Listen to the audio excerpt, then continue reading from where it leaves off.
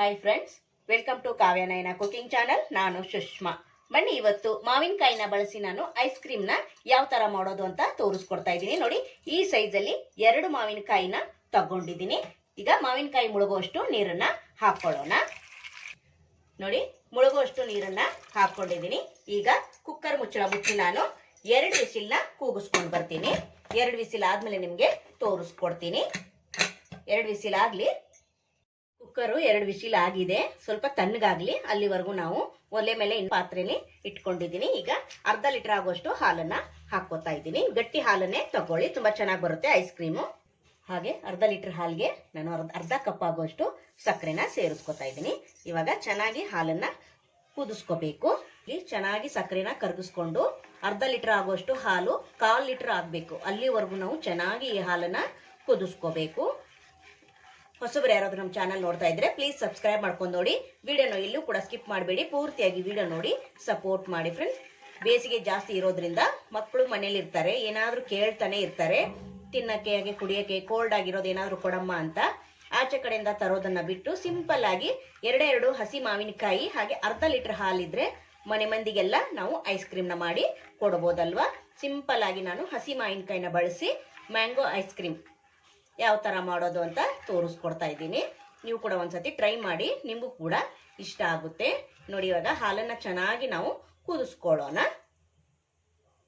ನೋಡಿ, ಹಾಲು ಚೆನ್ನಾಗಿ ಕುದಿತಾ ಇದೆ. ಹಾಲು ನೋಡಿ, ಅರ್ಧ ಲೀಟರ್ ಹಾಲು ಅರ್ಧ ಕಡಿಮೆ ಆಗ್ಬೇಕು, ಅಂದ್ರೆ 1/4 ಲೀಟರ್ ಆಗುವಷ್ಟು ಆಗ್ಬೇಕು. ಅಲ್ಲಿವರೆಗೂ ನಾವು ಚೆನ್ನಾಗಿ ಈ ತರ ಕುದಿಸ್ಕೋಬೇಕು. ತುಂಬಾ ಅಂದ್ರೆ ತುಂಬಾ ಚೆನ್ನಾಗಿರುತ್ತೆ ಫ್ರೆಂಡ್. ಯಾವಾಗ್ಲೂ ಮಾವಿನ ಹಣ್ಣಿನಿಂದ ನಾನು ಐಸ್ ಕ್ರೀಮ್ನ ಮಾಡಿ ತೋರಿಸಿದ್ದೀನಿ.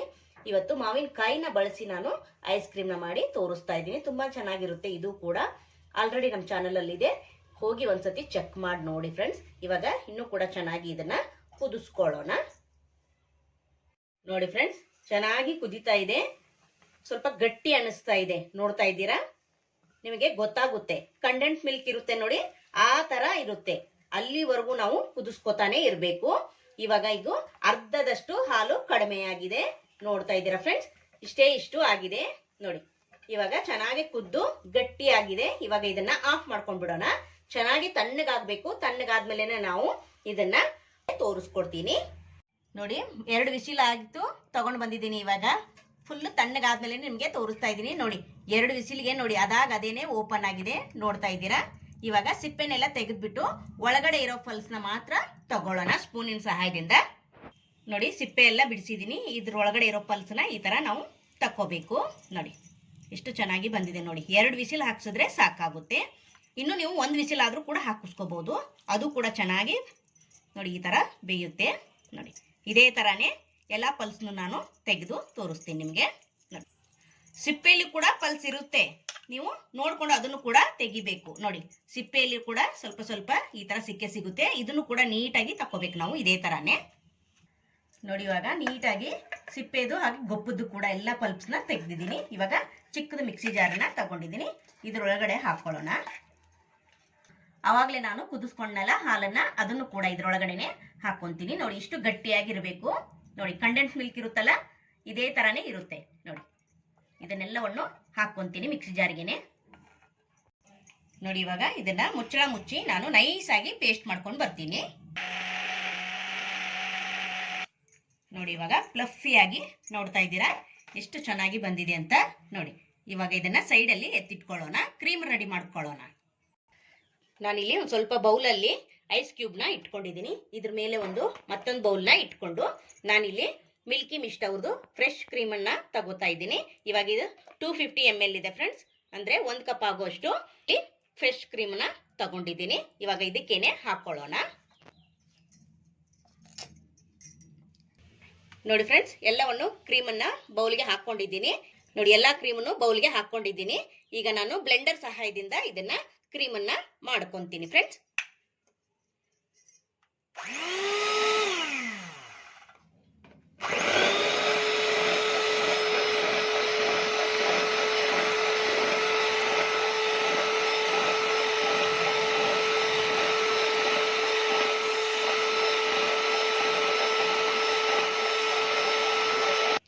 ನೋಡಿ, ನೋಡಿ ಈಗ ಸ್ವಲ್ಪ ಕ್ರೀಮನ್ನ ಮಾಡ್ಕೊಂಡಿದ್ದೀನಿ, ನೋಡ್ತಾ ಇದ್ದೀರಾ ಇಷ್ಟು ತಿಕ್ಕಾಗಿ ಬಂದಿದೆ. ಇವಾಗ ನಾನು ರುಬ್ಕೊಂಡು ಬಂದಿರೋ ಪೇಸ್ಟ್ನು ಕೂಡ ಇದರಲ್ಲೇನೆ ಹಾಕ್ಕೊಂತೀನಿ.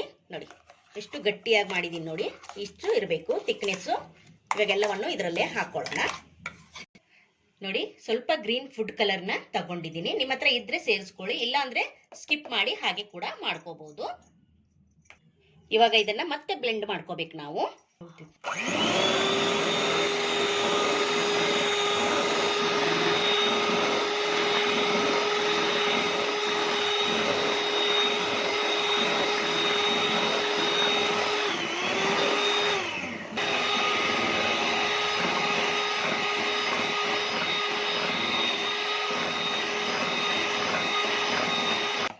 ಫ್ರೆಂಡ್ಸ್ ಇಷ್ಟು ಬ್ಲೆಂಡ್ ಮಾಡ್ಕೊಂಡಿದ್ದೀನಿ, ನೋಡ್ತಾ ಇದ್ದೀರಾ ಇವಾಗ ರೆಡಿ ಆಗಿದೆ.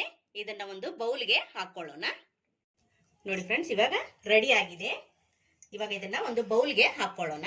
ನಾನಿಲ್ಲಿ ಗಾಜಿನ ಬೌಲ್ನ ತಗೊಂಡಿದ್ದೀನಿ, ಇದರೊಳಗಡೆ ಹಾಕೊಂತೀನಿ. ನೋಡಿ ಯಾವ ತರ ಬಂದಿದೆ ಬ್ಯಾಟರ್ ಅಂತ. ಫ್ರೆಂಡ್ಸ್ ಎಲ್ಲಾನು ಸೆಟ್ ಮಾಡ್ಕೊಂಡಿದ್ದೀನಿ ಬೌಲ್ಗೆ. ಇವಾಗ ನೋಡಿ ನಾನು ಡ್ರೈ ಫ್ರೂಟ್ಸ್ ನ ಕಟ್ ಮಾಡಿ ಇಟ್ಕೊಂಡಿದ್ದೀನಿ ಸಣ್ಣದಾಗಿ. ಇದನ್ನ ಮೇಲೆ ಸ್ವಲ್ಪ ಹಾಕೊಳ್ಳೋಣ. ನಿಮ್ಮ ಹತ್ರ ಇದ್ರೆ ಹಾಕೊಳ್ಳಿ, ಇಲ್ಲ ಅಂದ್ರೆ ನೀವು ಸ್ಕಿಪ್ ಕೂಡ ಮಾಡಬಹುದು. ಇಲ್ಲ ನಿಮ್ಮ ಹತ್ರ ಟೂಟಿ ಫ್ರೂಟಿ ಇದ್ರೆ ಅದನ್ನು ಕೂಡ ಹಾಕೋಬಹುದು, ತುಂಬಾ ಚೆನ್ನಾಗಿರುತ್ತೆ.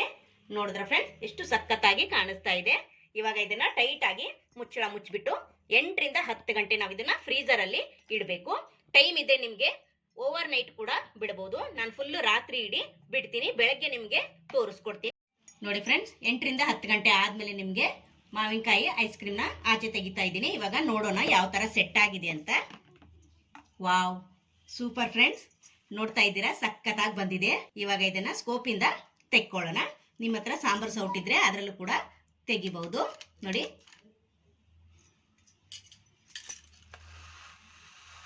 ನೋಡಿ ಸುಲಭವಾಗಿ ತೆಗಿಬಹುದು ಫ್ರೆಂಡ್ಸ್. ನೋಡಿ ವಿಪ್ಪಿಂಗ್ ಕ್ರೀಮ್ ಹಾಕಿರೋದ್ರಿಂದ ಸುಲಭವಾಗಿ ನಾವು ಐಸ್ ಕ್ರೀಮ್ನ ಮಾಡ್ಕೋಬಹುದು.